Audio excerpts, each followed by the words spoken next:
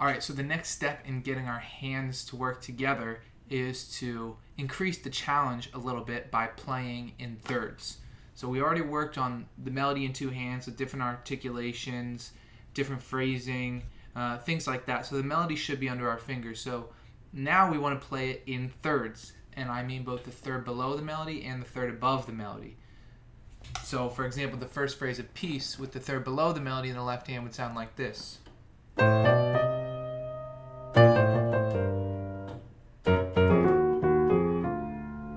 And the third above the melody, drop it down an octave so it's below. So it's really a sixth below, would sound like this.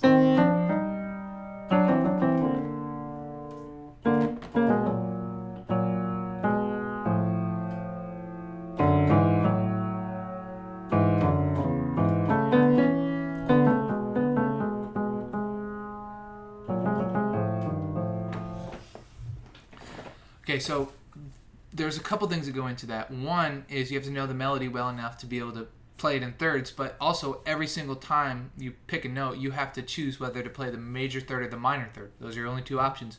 One of them will be in the key, one of them won't be.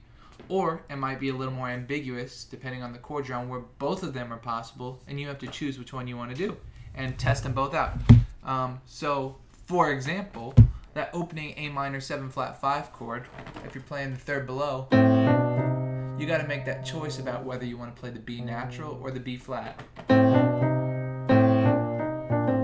We're moving to G minor, so they're both valid, but one has kind of that natural 9 more uplifting sound. One is the, darker sound with the B flat. It's up to you. And there's going to be choices all along the way of which third to choose, but this helps you really ingrain the harmony better. And the cool thing is that you're learning the harmony in relation to the melody, not in and of itself. So everything is tied super well to the melody, and it actually teaches you the harmony even better than if you had just gone through and mapped out your thirds and sevenths and things, because the melody is already showing you the best way through the changes for the specific tune.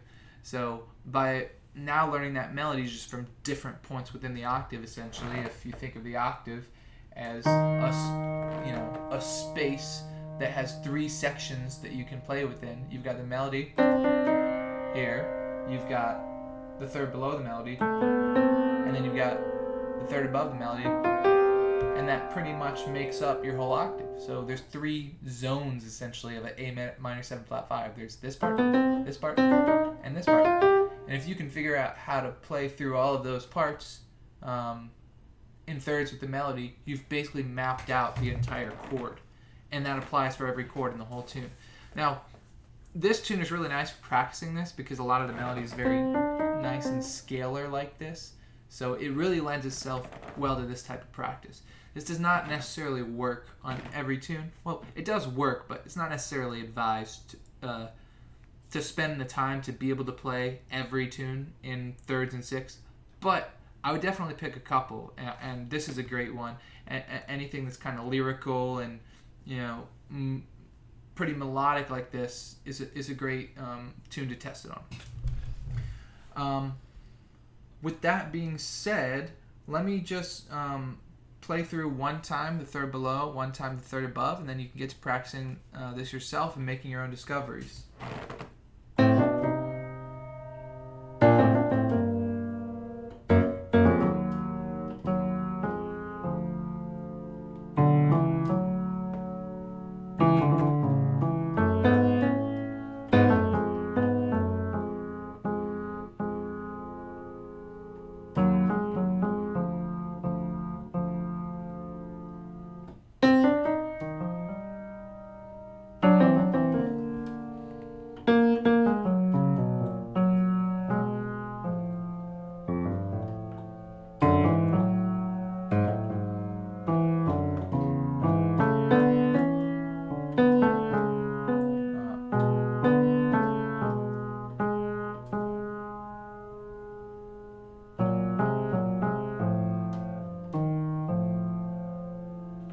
So you kind of heard I was being a little bit flexible with the melody, and that's really the ultimate goal, is to not be totally tied to playing them exactly together, but let your left hand and right hand be a little bit independent from each other, kind of like we talked about in the previous video. It's a little harder to do with this case because you got to think so much about the thirds, but that's ultimately where you want to be.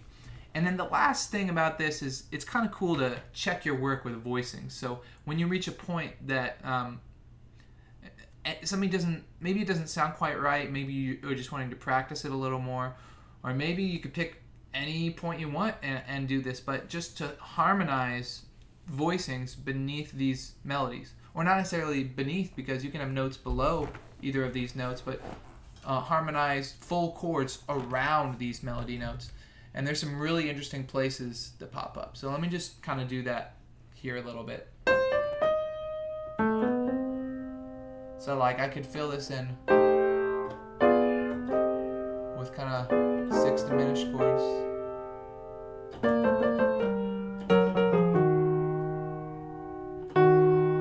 I could fill in this F7 chord like.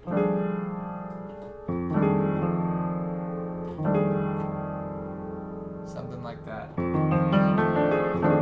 Maybe take out the G natural. That G natural with the G sharp or A flat doesn't really sit well to me, so I might take that out and be like something like that.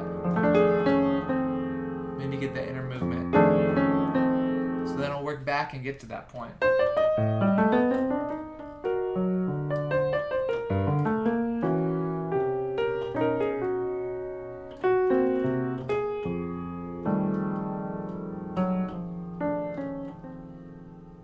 Keep wanting to play that G natural. Let me try it again.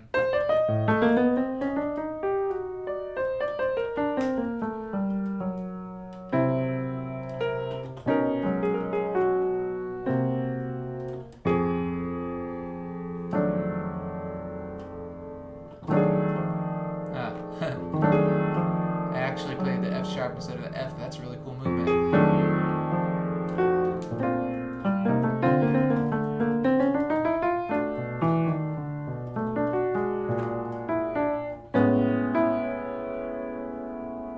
So here's an interesting one. When these are our thirds, it's another great place to be like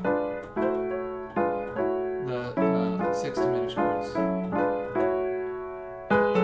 Here's another interesting place on the E minor 7 flat, or E flat minor 7 flat 5. Fill in beneath that.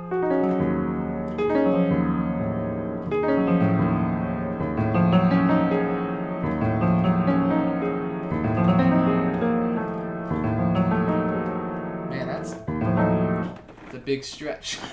But the point is, I'm just kind of moseying along, filling in chords along with my thirds that I'm practicing, and the goal isn't to master any of those voicings. It's just to kind of,